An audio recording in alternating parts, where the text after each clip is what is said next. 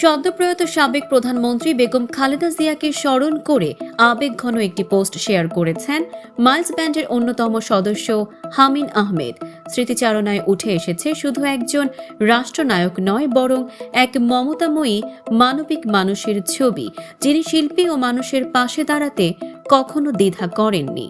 হামিন আহমেদ লিখেছেন, তার মা দেশবরেণ্য নজরুল সঙ্গীত শিল্পী ফিরোজা বেগমের মৃত্যুর পর রাষ্ট্রীয় মর্যাদা না দেওয়ার ঘটনায় গভীরভাবে ক্ষুব্ধ হয়েছিলেন বেগম খালেদা জিয়া। নিজের শারীরিক অসুস্থতা ও সীমাহীন কষ্ট উপেক্ষা করেও তিনি ছুটে যান ইন্দিরা রোডের কালিন্দী অ্যাপার্টমেন্টে।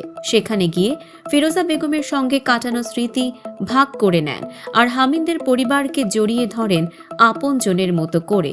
সেই মুহূর্তে একজন সাবেক প্রধানমন্ত্রী নয়, একজন সহমর্মী অভিভাবকের ভূমিকায় দেখা দিয়েছিলেন তিনি। হামিন আরও স্মরণ করেন 1993-94 সালের সেই দিনটির কথা, যখন মাইলস ব্যান্ড আমন্ত্রিত হয়েছিল খালেদা জিয়ার সেনানিবাসের বাসভবনে গান পরিবেশনের জন্য।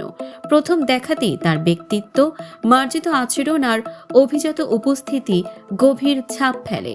দুপুরে সাউন্ড চেক চলাকালে খাবারের সময় হলে সবাই যখন বাইরে খাওয়ার কথা ভাবছিল, তখনই খালেদা জিয়া স্পষ্টভাবে বলেছিলেন, ওরা এই বাড়িতেই খাবে, আমরা যা খাই ওরাও তাই খাবে।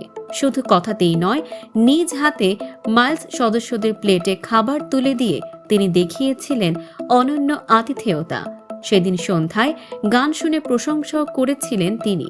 হামিন আহমেদের ভাষায়, বেগম খালেদা জিয়া ছিলেন এক গভীর মানবিক হৃদয়ের মানুষ, যার ভালোবাসা ও সম্মান আজও মাইলস পরিবারের স্মৃতিতে অমলিন হয়ে আছে। দর্শক, সাম্প্রতিক ও চমকপ্রদ সব খবর পেতে ফলো করুন আমাদের ফেসবুক পেজ CB24 টিভি এবং সাবস্ক্রাইব করুন ইউটিউব চ্যানেল CB24 অফিসিয়াল।